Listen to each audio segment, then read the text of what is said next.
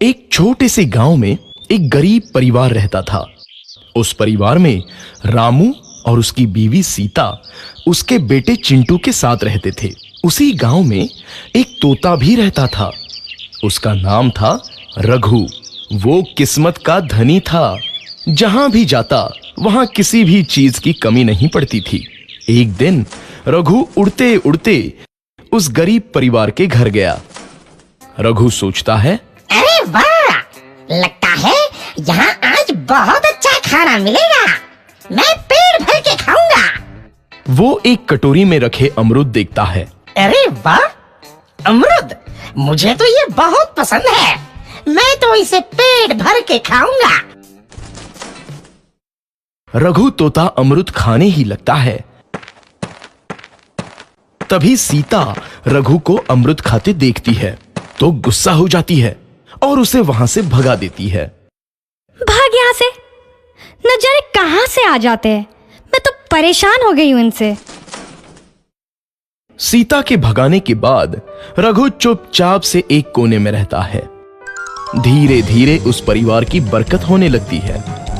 एक दिन रामू और सीता खाना खाते वक्त बातें करते हैं। आजकल हमारी बहुत तरक्की हो रही है, काम भी अच्छा चल रहा है। रामू कहता है। इस पर सीता कहती है, सच कहा, भगवान हमेशा ऐसे ही हम पर मेहरबान रहे। बेटा चिंटू भी कहता है, पिताजी मुझे खिलौना लेके दो ना, मेरे सभी दोस्तों के पास है। रामू कहता है, ठीक है, जरूर लाऊंगा। सीता कहती है, कितने खुश है सब, मेरे परिवार को किसी की नजर ना लगे। एक तरफ ऐसी बातें होती हैं तो दूसरी तरफ रसोई में रघु तोता भी अमरूद खाते रहता है। मजा आया, अमरूद खाया, मजा आया, अमरूद खाया, मजा आया। तभी सीता रसोई में आती है और रघु तोते को अमरूद खाते देख बहुत गुस्सा होती है। सीता रघु को बाहर निकालने के लिए पिंजरे में अमरूद रखती है। रघु जब अमरूद खाने लगता है तो पिंजरे का दरवाजा बंद हो जाता है और वो उसमें फंस जाता है। मुझे बाहर निकालो, मैं यहाँ फंस गया हूँ, मुझे बचाओ। अगले दिन सीता पिंजरा उठाकर बाहर दूर उस रघु को छोड़ देती है। रघु के जाते ही उनके घर आई बरकत धीरे धीरे कम हो जाती है। उन्हें बहुत घाटा होता है। सीता कहती है, ये क्या हो रहा है, अचानक इतना कैसे बदल गया? अभी तक तो सब कुछ अच्छा चल रहा था। रामू कहता है, लगता है भगवान हम पर रूठ गए हैं। चिंटू भी कहता है, लगता है अब मुझे खिलौने भी नहीं मिलेंगे। और वो रोने लगता है और बाहर चला जाता है। कुछ दिन बाद रघु तोता फिर से उस घर में आता है। वापस आया, मैं वापस आया, अब मैं जमकर अमरूद खाऊंगा। रघु सीधा रसोई घर में चला जाता है और अमरूद खाने लगता है।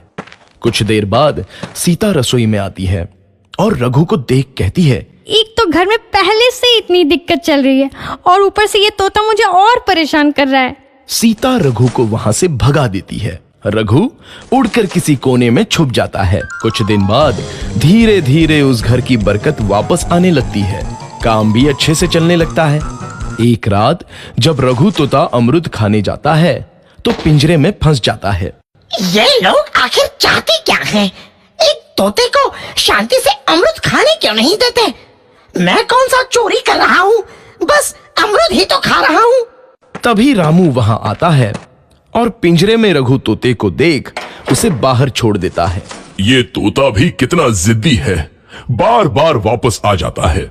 जैसे ही रामू रघु को छोड़ देता है, अगले दिन से फिर से उनके घर की बरकत जाने लगती है। काम में घाटा होता है। किसी को समझ नहीं आ रहा था कि ऐसा क्यों हो रहा है। रघु तोता घर आता है तो अचानक बरकत आती है और जब रघु तोता को बाहर निकालते हैं तो बरकत चली जाती है। एक दिन सीता रघु तोते के घर आने और बाहर जाने की स्थिति पर नजर रखती है। ये तोता जब भी घर आता है तो घर में बरकत आती है और जैसे ही ये घर से बाहर जाता है तो उसी के साथ बरकत भी चली जाती है। कहीं ये जादुई तोता तो नहीं है?